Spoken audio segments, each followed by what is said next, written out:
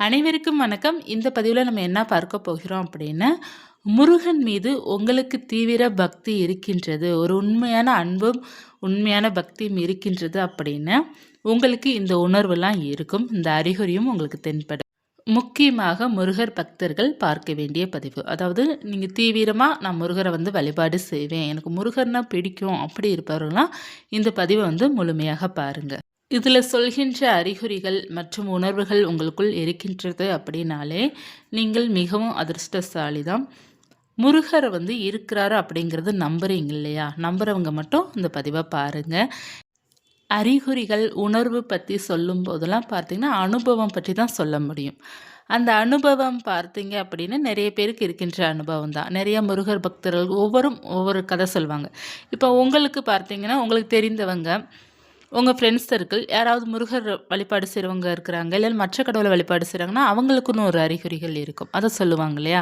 அப்போ தான் உங்களுக்கு தெரிய வரும் இல்லையா? அதே போல் இதெல்லாம் பார்த்தீங்கன்னா அனுபவம் தான். இந்த அனுபவத்தை சொல்லும்போது ஒரு சில பேருக்கு இல்லை அப்படிங்கிற மாதிரி தெரியும். ஒரு சில பேருக்கு ஆமாம் இந்த அறிகுறி இருக்குது அப்படிங்கிற மாதிரி தெரியும். அதனால் முருகரை நம்புகிறீங்க, முருகர் மேலே உங்களுக்கு ஒரு உணர்வு இருக்கின்றது, கடவுளே நம்புகிறீங்க அப்படின்னா இந்த பதிவு உங்களுக்கு பயனுள்ளதாக கட்டாயமாக இருக்கும். கடவுளுடைய பக்தியை நம்ம எப்படி உணர முடியும்? கடவுள் இருக்கிறாரா இல்லையா அப்படிங்கிறத நம்ம எப்படி உணர முடியும் அப்படின்னா, இறைவன் எப்படி உணர முடியும் அப்படின்னா நம் கண்கள் மூலமாக தான் உணர முடியும். நீங்கள் அது இறைவனாக பார்க்குறீங்க, சிலையாக பார்க்குறீங்க, கல்லாக பார்க்குறீங்க, சுவாமியாக பார்க்குறீங்க அப்படின்னா நீங்கள் எப்படி பார்க்குறீங்களோ அப்படி தான் தெரியும். நீங்கள் இறைவனாக பார்த்தீங்கன்னா, முருகராக பார்த்தீங்கன்னா அது முருகர், கல்லாக பார்த்தீங்கன்னா அது வெறும் கல், சிலையாக பார்த்தீங்கன்னா வெறும் சிலை, வேலாக பார்த்தீங்கன்னா ஆயுதம். இது தாங்க நம்மளுடைய கண்ணோட்டத்தில் தான் எல்லாமே இருக்கின்றது. இப்போ எல்லாராலையுமே முருகர் இருக்கிறார் அப்படிங்கிறது சொல்லுவாங்களான்னா கிடையாது. யாரெல்லாம் உணர்கிறார்களோ, ஒரு இறைவனை உணர்கிறார்களோ அவங்க தான் கடவுள் பக்தி மேலே அதிகமாக இருப்பாங்க. எல்லோருமே பார்த்தீங்கன்னா கடவுள் இருக்கிறாங்க அப்படிங்கிறத நம்புகிறாங்கன்னா கிடையாது. உணரும் அந்த இது இருப்பவர்கள் நம்புகிறாங்க. இல்லை உணரலை அப்படி இருப்பவர்கள் இல்லை இறைவன் இல்லை அப்படிங்கிறது சொல்லுவாங்க. அதே போல் அதிகமாக கஷ்டப்படுபவர்களும் துன்பப்படுபவர்களும் கடவுள் இல்லை அப்படிங்கிறது சொல்லுவாங்க. நல்ல வசதி வாய்ப்புகள் இருப்பவர்கள் அவங்களுக்கு நினச்சதெல்லாம் நடக்குது அப்படின்னா கடவுள் இருக்கிறாங்க அப்படிங்கிறது சொல்லுவாங்க. ஸோ ஒவ்வொருத்தருக்குமே ஒவ்வொரு வித கண்ணோட்டங்கள் இருக்கின்றது, ஒவ்வொருத்தருக்குமே ஒவ்வொரு வித உணர்வுகளும் இருக்கின்றது, அனுபவம் இருக்கின்றது.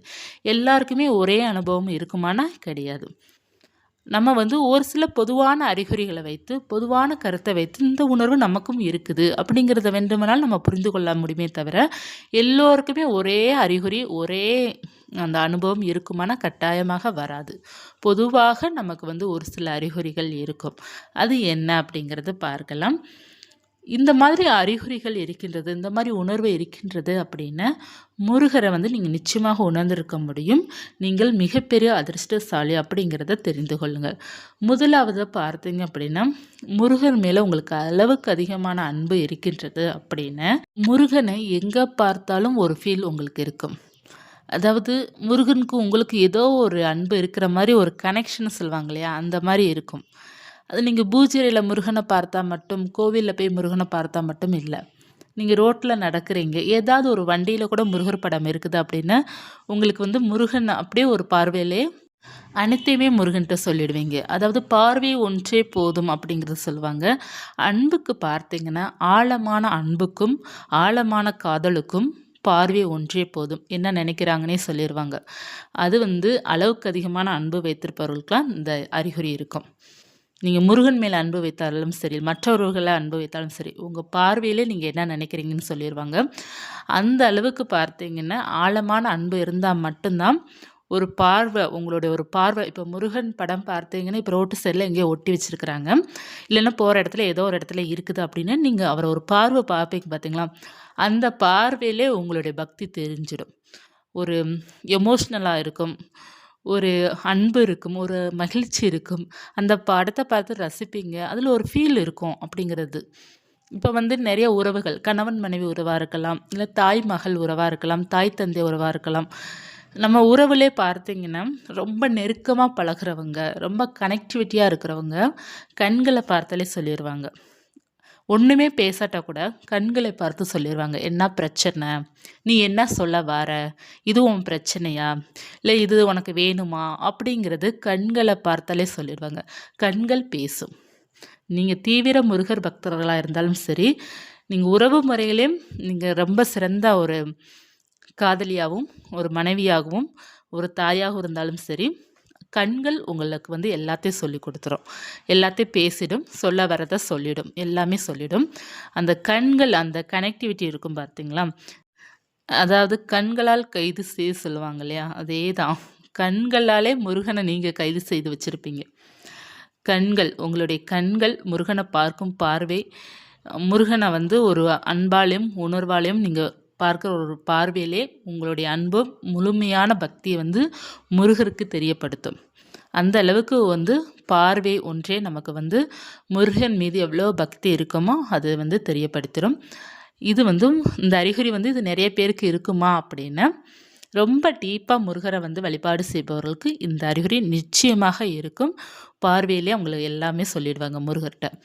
அடுத்து பார்த்தீங்கன்னா 2வது அறிகுறி பார்த்தீங்கன்னா, நீங்கள் வந்து ரொம்ப சோகத்தில் இருக்கிறீங்க, கவலையில் இருக்கிறீங்க, அல்லது மகிழ்ச்சியிலையும் இருக்கிறீங்க, சந்தோஷத்துலையும் இருக்கிறீங்க அப்படின்னா கூட முருகருடைய படம் நீங்கள் எங்கே பார்த்தாலும் அப்படியே கண் கலங்கிடுவீங்க. ஏதாவது ஒரு மெசேஜ் உங்களுக்கு வந்து அந்த நேரம் ஏதாவது வருது அப்படின்னா கூட, ஒரு நம்ம ஃபோனில் ஏதாவது ஒரு பதிவுகள் பார்க்குறோம் அப்படின்னா கூட, ஒரு மோட்டிவேஷன் இது பார்த்தா கூட முருகரே உங்களுக்கு சொல்கிற மாதிரி ஒரு ஃபீல் இருக்கும். ஒரு அன்பு இருக்கும் அதில். முருகர் உங்களுக்கு வந்து கூட தான் இருக்கிறாரு அப்படிங்கிறது ஒரு உணர்வு கொடுக்கும். அந்த படத்தை பார்த்தாலே உங்களுக்கு கண்ணில் இருந்து கண்ணீர் வந்துடும்.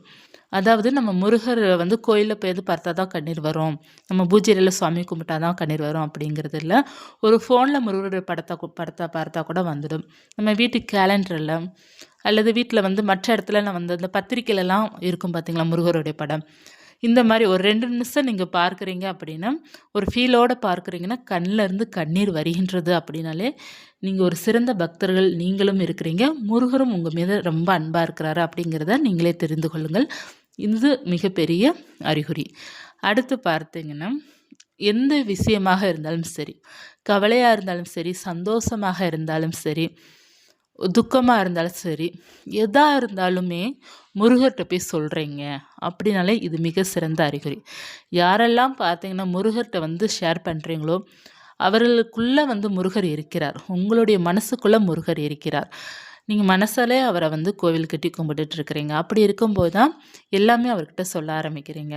அப்படி சொல்கிறீங்க அப்படின்னாலே முருகர் உங்களுக்குள்ளே இருக்கிறாரு. அவரை நீங்கள் உணர்ந்துட்டீங்கன்னு தான் அர்த்தம். யார் வந்து முருகனை உணர்றாங்களோ அவங்க தான் முருகன்கிட்ட பேச ஆரம்பிப்பாங்க. அதுவரை பேச மாட்டாங்க. சும்மா சாமி கும்பிடுவாங்க, தீபம் ஏற்றுவாங்க, நைவேத்தியம் பண்ணுவாங்க, வழிபாடு செய்வாங்க. எப்பயாவது ஒரு தடவை பிரச்சனைன்னா சொல்லுவாங்க. ஆனால் எப்பயுமே பேசுகிறவங்க, எப்பயும் ஏதாவது சொல்கிறவங்க, ஏதாவது தப்பாக நடந்தால் கூட சண்டை போடுறவங்க, ஏதாவது நல்லது நடந்துச்சுன்னா போய் முருகன்கிட்ட சொல்கிறவங்க, இந்த மாதிரி இருப்பவர்கள் எல்லாருமே உணர்வு தான் அவங்களுக்கு. அனுபவமும் உணர்வு. ஒரு ஃபீல் அவங்களுக்குள்ளே இருக்கும். அப்படி இருக்க போய் தான் அவங்க போயிட்டு சொல்கிறாங்க முருகர்கிட்ட. முருகர் வந்து அவங்க வேண்டுதல், அவங்க சொல்கிறது அனைத்துமே ரசித்து கேட்டுக்கொண்டே தான் இருப்பார். நமக்கு வந்து நம்ம நினைக்கிறோம் நம்ம முருகர்கிட்ட குழம்பிக்கிட்டு இருக்கோம்னு நினைப்போம். ஆனால் முருகர் அது கேட்டுக்கொண்டு தான் இருப்பார். ஒவ்வொன்றுக்குமே ஒவ்வொரு உயிர் இருக்குது. நம்ம வெறும் சாதாரணமாக படம் அப்படிங்கிறத நம்ம நினைக்கிறோம். அந்த படத்துக்கும் ஒரு உயிர் இருக்கின்றது, சிலைக்கும் ஒரு உயிர் இருக்கின்றது, வேலுக்கும் ஒரு உயிரோட்டம் இருக்கின்றது. எல்லாத்துக்குமே உயிர் இருக்கும். நம்ம பேச பேச அதுக்கு ஒரு உயிரோட்டம் வந்துடும். அதனால் நீங்கள் படத்தை பார்த்து பேசுங்கமே, பூஜை அறையில் இருக்கிற படமோ அல்லது மற்ற ஏதாவது ஒரு படத்தை பார்த்து பேசுகிறீங்க அப்படின்னா கூட, கொஞ்ச நேரம் அதை பார்த்து பேசினா கூட அது உங்களை ரசிக்கிற மாதிரி தெரியும், உங்களை பார்த்து சிரிக்கிற மாதிரி தெரியும், இல்லை கோபப்படுற மாதிரி தெரியும், முறைக்கிற மாதிரி தெரியும். ஏதாவது ஒரு வகையில் வந்து ஒரு உணர்வு நம்மக்கிட்ட காமிச்சிக்கிட்டே தான் இருக்கும். அது ஒரு உயிரோட்டம் ஆகிடும். அதில் ஒரு உணர்வு கிடைத்தாலும் உங்களுக்குள்ளே முருகர் இருக்கார், முருகருக்குள்ளே நீங்கள் இருக்கிறீங்க அப்படிங்கிறது அறிகுறி. அடுத்து பார்த்தீங்கன்னா ரொம்ப முக்கியமான அறிகுறி இது தான். பார்த்தீங்கன்னா டாப் அறிகுறினே சொல்லலாம். அதாவது நீங்கள் ஏதாவது சின்ன தவறு செய்கிறீங்கன்னு வச்சுக்கோங்கமே, ஏதாவது பொய் சொல்கிறீங்க, இல்லை யாரையும் ஏமாத்துறீங்க, உங்களுக்கு உயிராக இருக்கிறவங்கள ஏமாத்துறீங்க. சின்ன சின்ன ஏமாற்றம் தான், நான் பெருசாக சொல்லலை. அந்த சின்ன சின்ன ஏமாற்றங்கள் கூட பொய் சொல்கிறதோ இது சொல்கிறதோ நீங்கள் வந்து உங்களுடைய மனசு உறுத்த ஆரம்பிச்சிருச்சு அப்படின்னா, அதாவது முருகனை வந்து ரொம்ப வழிபாடு செய்துட்டு முருகன் நம்மளை பார்த்துட்ருக்கிறாரு, நம்ம பொய் சொல்லக்கூடாது, நம்ம ஏமாற்றக்கூடாது, முருகர் நம்மளை பார்த்துட்ருக்கிறாரு அப்படிங்கிற அந்த உணர்வு வந்தாலே நீங்கள் தீவிர முருகர் பக்தர்கள் தான். எல்லாருக்கு மேலே அந்த உணர்வு வராது. நம்மளை கடவுள் பார்த்து கொண்டே இருக்கிறாங்க அப்படிங்கிற உணர்வு வந்து தீவிர பக்தர்களுக்கு மட்டும்தான் அது வரும். எல்லாருக்குமே வருமானா வராது. ஏன்னா எல்லாருக்கும் வந்து அந்த உலகத்தில் எல்லாருமே நல்லவங்களா தானே இருப்பாங்க. அந்த மாதிரிலாம் எல்லாருக்குமே வராது. ஒரு சில பேருக்கு தான் இந்த உணர்வு வரும். அவங்க வந்து முருகனை உணர்ந்த பிறகு, இறைவனை உணர்ந்த பிறகு தான் அந்த உணர்வு வரும். நம்ம எது சின்ன தவறு செஞ்சால் கூட கடவுள் பார்த்துட்டு தான் இருக்கிறாங்க. கடவுளுக்கு கொஞ்சம் பயப்பட ஆரம்பிக்கிறீங்க அப்படின்னாலே உங்களுக்கு வந்து கடவுள் மேலே தீவிர அன்பு இருக்கின்றது அப்படிங்கிறது முக்கியமான அறிகுறி. இந்த ஒரு அறிகுறி இருந்தாலே போதும். நம்ம வந்து கடவுளுக்கு பயப்பட ஆரம்பிச்சிட்டோம். அன்பு எந்த அளவுக்கு கொடுக்குறோமோ அதே அளவுக்கு அன்பு, மரியாதை எல்லாமே தான் கொடுக்கணும். பயமும் இருக்கணும். அந்த மாதிரி இருக்கும்போது உங்களுக்குள் மனதுக்குள் தானாக முருகர் இருக்கிறார். உங்களுக்குள் ஒரு இறைசக்தியே இருக்கின்றது அப்படிங்கிறத அறிந்து கொள்ளுங்கள். அடுத்து பார்த்தீங்கன்னா, மற்றவர்களுக்கு உதவி செய்கிறது. யாராவது கஷ்டப்படுறாங்க அப்படின்னா உங்களால் அது தாங்க முடியாது. ஐயோ அவங்க கஷ்டப்படுறாங்களே அப்படின்ட்டு. நீங்கள் உதவி செய்கிறீங்களோ இல்லையோ அது ரெண்டாவது விஷயம். ஏன்னா உதவி செய்கிறதுக்கு பணம் இருக்கிறவங்க தான் உதவி செய்ய முடியும். எல்லாராலையும் உதவி செய்ய முடியுமானா கட்டாயமாக முடியாது. நம்மக்கிட்டே இல்லையே, இருந்தால் நம்ம கொடுத்துருப்போமே அப்படிங்கிற மாதிரி நிறைய பேர் ஃபீல் பண்ணுவாங்க. அந்த மாதிரி உதவி செய்ய முடியாத சூழ்நிலை இருந்தால் கூட அதை பார்த்து இறக்கப்படுறது, ஐயோ கவலைப்படுறாங்களே, நம்மளால் ஒரு ஹெல்ப் பண்ண முடியலையே, இந்த நேரத்தில் இவங்களுக்கு உதவி செய்திருக்கலாமே, அது உறவாகவும் இருக்கலாம், அல்லது மற்ற அடுத்தவங்களாகவும் இருக்கலாம், இல்லை ஏதாவது ஒரு தெரு ஓரத்தில் ஏதாவது கஷ்டப்படுறவங்க போகிறத பார்த்து கூட உங்களுடைய மனம் அப்படியே உருகின்றது அப்படின்னாலே நீங்கள் முருகன் மேலே நீங்கள் உருகுறீங்க அப்படிங்கிறத அர்த்தம். ஏன்னா இந்த அறிகுறி பார்த்தீங்கன்னா எல்லாருக்குமேலாம் வரவே வராது. எவன் எக்கடு கெட்டு போனால் என்னன்னு நினைக்கிற காலம்தான் இந்த காலம். இந்த காலத்துலேயும் அந்த ஒரு நல்ல குணம் உங்களுக்குள்ளே இருக்கின்றது. கவலைப்படுறாங்களே, இவங்களுக்கு நம்மளால் ஒன்றும் பண்ண முடியலையே அப்படிங்கிற அந்த ஒரு ஃபீல் உங்களுக்குள்ளே வந்தாலே இறைசக்தி உங்களுக்குள்ளே இருக்குது. முருகன் அன்பும் உங்களுக்குள் பரிபூர்ணமாக இருக்குது. அடுத்து முக்கியமான அறிகுறி, கடைசி அறிகுறி என்ன அப்படின்னு, இந்த அறிகுறி பொதுவாக எல்லோருக்குமே இருக்கும். முருகருடைய சிறந்த பக்தர்களாக நீங்கள் இருக்கிறீங்க அப்படின்னா இந்த அறிகுறி கட்டாயமாக இருக்கும். என்ன அப்படின்னா, முருகர் வந்து உங்களுடைய வேண்டுதல் நிறைவேற்றவில்லை அப்படி என்றால் நீங்கள் என்ன செய்வீங்க அப்படின்னா சண்டை போடுவீங்க. முருகரை பிடிச்சி திட்டுறது, முருகன்கிட்ட கத்துறது, எல்லா வேலையும் நீங்கள் பார்ப்பீங்க. அன்பால் மட்டும்தான் முருகர் மீது பக்தி வந்து உயர்வு கிடையாது. சண்டையிலையும் உயர்வு தான். அதிகப்படியான சண்டை போடுறது, திட்டுறது முருகனை, உனக்கு நான் எப்படிலாம் பூஜை பண்ணி நீ என் வேண்டுதல் நிறைவேற்றி வைக்கல, நான் உனக்கு இனிமேல் பூஜை பண்ண மாட்டேன் போ அப்படின்னு கோச்சிக்கிட்டு போகிறது, இதுவும் ஒரு சிறந்த ஒரு அன்பு தான். இந்த அன்பு பார்த்தீங்கன்னா எப்படி இருக்கும் அப்படின்னா, நீங்கள் கோச்சிக்கிட்டு சண்டை போட்டுட்டு ஒரு 2-3 நாள் பூஜை பண்ணாமல் இருப்பீங்க. திரும்பவும் மறுபடியும் அந்த கோபம் தணிந்த பிறகு முருகனை தேடி ஓடுறது, மறுபடியும் முருகனுக்கு பூஜை பண்ணுறது, கோவிலுக்கு போகிறது, சிறப்பாக பூஜை பண்ணுறது, இந்த மாதிரி போய்கிட்டுருக்கோம்.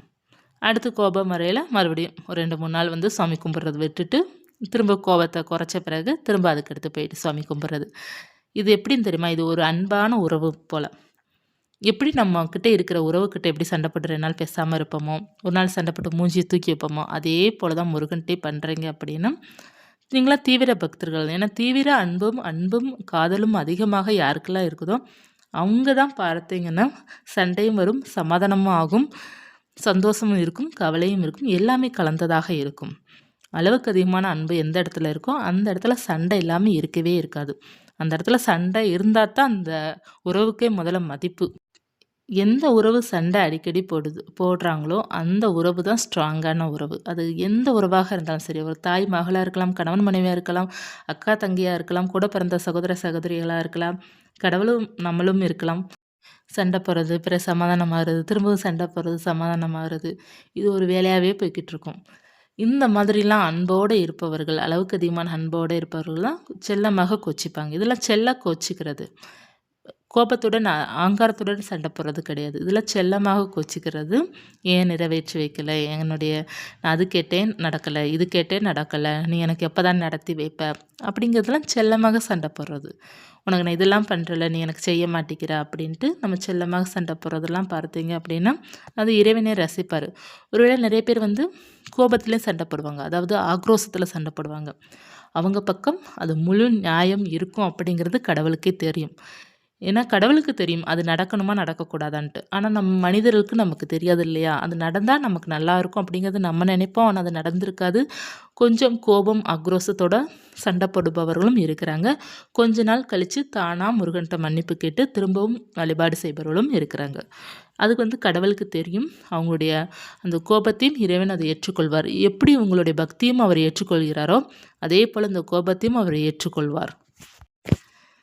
இந்த மாதிரிலாம் நமக்கு நிறைய அறிகுறிகள் இருக்கும். இந்த மாதிரி அறிகுறிகள் அதிகமாக இருந்தாலே நமக்கு பார்த்தீங்கன்னா முருகன் மீது தீவிர பக்தர்களாக நம்ம இருக்கிறோம் அப்படிங்கிறத புரிந்துக்கோங்க. உங்களுக்கு முருகர் தான் இஷ்ட தெய்வம். உங்களுக்கு எல்லாமே நீ முருகர் தான் அப்படிங்கிறத புரிந்து கொள்ளுங்கள். என்ன ஒரு கஷ்டம் இருந்தாலும் சரி, ஏதாவது ஒரு நல்ல விஷயங்கள் செய்ய போகிறீங்க அப்படி இருந்தாலும் சரி, முருகரை மனசில் நினச்சிட்டு செய்து பழகுங்க. முருகரை மனசில் நினச்சிட்டு அந்த பிரச்சனையை சால்வ் பண்ண பாருங்கள், சரியாக போயிடும். எல்லாமே முருகனை மனசில் நினச்சி நம்ம செய்கிறோம் அப்படின்னாலே நமக்கு எல்லாமே சரியாயிடும்.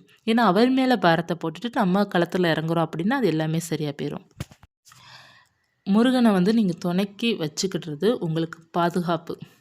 முருகா என்கூட துணைக்கு இரு, இங்கே போகிறேன் இங்கே வாரேன் அப்படிங்கிற மாதிரி.